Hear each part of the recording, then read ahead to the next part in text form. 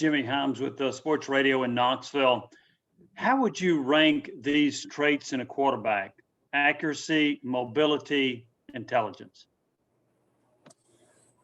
Well, I think the main thing you say intelligence, a lot of people throw that around with the quarterback. For me, it's less about a GPA or a test score, more about how quickly can they process what they're seeing and make decisions. So if that factors into intelligence, that is the absolute key for a quarterback. Can I see what I'm getting from a defense? Do I know what I'm supposed to do? Can I process that and make my decision? After that, it is accuracy, because if I know where I'm supposed to go with the ball and I can't get it there, it doesn't do much for me. So accuracy is huge, and that stems from your feet all the way up to your head. Do I get my feet in position with my hips, with my shoulders, with my eyes, so I can see everything, drive the football, make an accurate throw? And then the mobility is big, especially in this league. There's guys that can get after the quarterback here. We've all seen it. They get paid really well to do it on Sundays. So if you can get out of the pocket, that's an absolute plus. But those first two are big time in any offense, but especially this offense where we're going to put a lot on our quarterback. Joey, David Pascal down here at the Chattanooga Times Free Press. It says in your bio that you went into the private sector in 2017 and 18. Can you talk about what you did those 2 years? And I know Dabo Sweeney did the same thing early in his career. I was just kind of wondering, when you leave football, do you always have it in the back of your mind that, I want to get back in it? Yeah, there were some things in my personal life I had to handle. Respectfully, right now, I won't dive into all that. But the whole time I was out, I knew I wanted to get right back in. Came in, Coach Heupel brought me right back to UCF, hit the ground running, and never looked back. It's, we're a football family. That's what we do. We love it, and we're excited to be here. Gustavo, then Luis Fernandez. Gustavo Tomazelli, WETK Volunteer Radio 90.3 The Rock. Coach, have you watched any film with the quarterbacks available at Tennessee? And if Harrison Bailey was the starter last year, what are your thoughts about him? Yeah, I've watched all the quarterbacks that are on campus right now. All their throws from the past 2 years. We have a bunch of talent here. There's guys that can rip it all over the field. There's guys that have played a lot of football, which is a good thing. There's not a solidified starter at this point. I've told all the guys that. They all know that. But I'm excited to develop this young talent that we have here and see if we can't make it as good as it can possibly be. Joey, Luis Fernandez, WBIR in Knoxville. You're someone who, it seems like you've followed Josh just about every single stop he's made. What has your relationship been like with him? And during that time, how have you seen his offensive scheme evolve? Yeah, I played for Coach Hype at Oklahoma. Then I worked with him there, and we've been together the whole rest of the way. You're absolutely right. He's grown so much in his offense, and that's what I love about working for Coach Hype is he's not dug into, I'm going to do this, whatever the talent is, whatever we have, whoever the players are, we're doing this, and they're going to fit it. He molds his scheme. He molds what he has to fit his players, and that's a testament to him. Now, we have our base stuff that we love and we're going to do, but he does a really good job of designing plays, designing an offense, designing a strategy to fit who is our guy, who are our wideouts, who is our back, what is our O-line. And then let's make them as good as they can be and put them in the best possible position to be successful, because that is our job. We teach, that's what we do, but our job is to make sure those guys can go out on Saturdays and be successful. Patrick Brown, then Mike Wilson. Patrick Brown from Vols 247. Joey, I've heard this offense sort of described as quarterback friendly. You said a couple minutes ago that you guys put a lot on the quarterbacks. So would you agree that it's a quarterback friendly offense, or do you think it's maybe more complex than maybe some people think it is? I would say quarterback friendly, and we're going to let you rip it. We're going to let you rip it all over the field. We're going to put a lot on you. And to me, I would say that is quarterback friendly, because we're not going to hold your hand. We're going to teach you. We're going to mold you into the best that you can be, and then we're going to turn you loose to go play ball on Saturdays.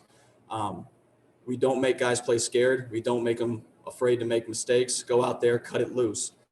But we do put a lot on them. And in recruiting, that's a big thing for us. We're very upfront with that, and we want guys that think that is an awesome thing, that there is going to be a lot on the quarterback, that it is going to be on your shoulders to get us in the right play, to get the ball to the right spot.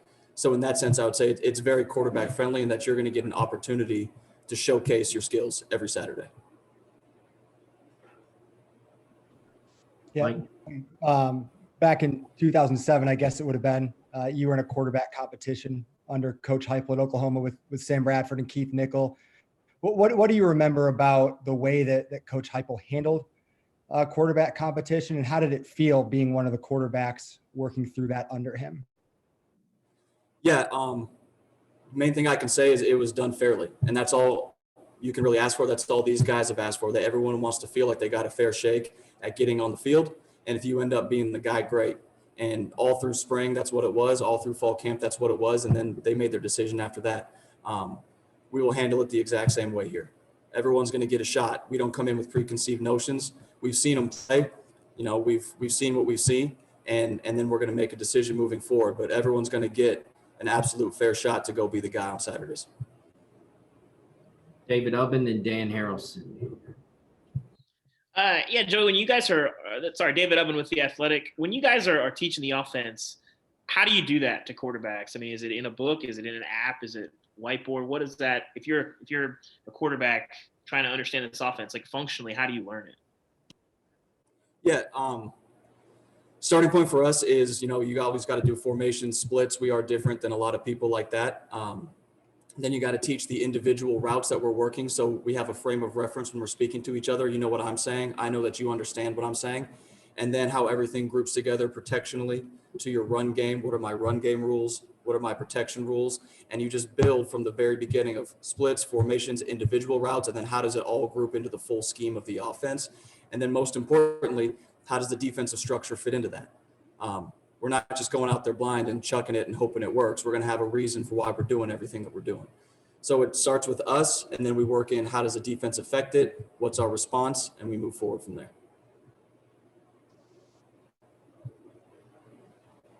Coach Dan Harrelson with Vols Wire of USA Today Sports. You mentioned your relationship with Coach Heupel dating back throughout your coaching profession now, and then playing for him at Oklahoma. Just kind of talk about taking over the quarterbacks unit last year at UCF and now doing the same at Tennessee, and just kind of talk about the trust that he has in you to take over a position like that he's so accustomed to. Absolutely. He is accustomed to it. That is his thing. That's his favorite thing to do, is coach quarterback still to this point. He trusts me because we've been together. I played for him. Like I said, we've been in the same meeting room for 13 years.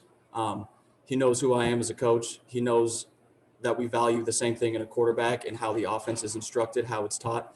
And he can trust that I will be an extension of his voice in that meeting room. And he's still going to show up. He can't help himself. He loves going in the quarterback meeting room. He'll walk in there. He's got a lot more responsibilities these days than he used to, but he'll never take his hand fully out of that quarterback room. And being a guy that's been with him for so long, doesn't pose a problem to me at all. You know, he's welcomed in there. A guy that's done it at such a high level for so long. It's a welcome thing in that room. Last two questions, Blake, then Jimmy. Yeah, Joey, having installed this system before at other places, what have you seen maybe as the biggest challenge for quarterbacks and trying to adjust and learn to this system? And what type of guys are maybe positioned to especially excel in a system like this? Yeah, the main thing for them is a lot of systems will signal in or run in everything that they do. We don't do that. We put it, like I was saying earlier, on the quarterback, that when you get a certain signal or a certain play, you got to know how you're communicating to the O-line, to the back, to the wideouts. It's on you to do that. And at first that can be a little slow going because it's different. A lot of people haven't done it in the past. But once they get it and they grasp it and they hold on to it, now they enjoy it because it is on them and they get to make decisions. So that's the main thing, is getting them past that this is different to this is fun, if that makes sense.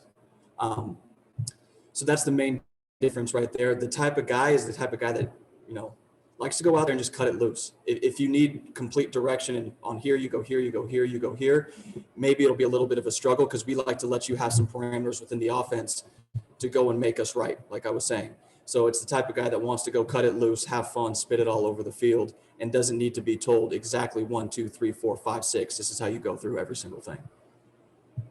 Last question with Jimmy. Jimmy Himes again. There's some offenses where they like the underneath passing game, the short stuff. dink and dunk. Do you feel it's important to stretch a field? Do you need a quarterback that can throw the ball downfield? Absolutely. We like to, with our wide splits, we do push the ball vertically. We do a lot in the run pass game. That kind of takes over a lot of the shorter stuff for us. But when we're playing in these splits and we like to push it vertically, a guy that can stretch it and really put a lot of stress on the defense is a big time attribute for this offense. Thank you, Coach. Thank you, guys.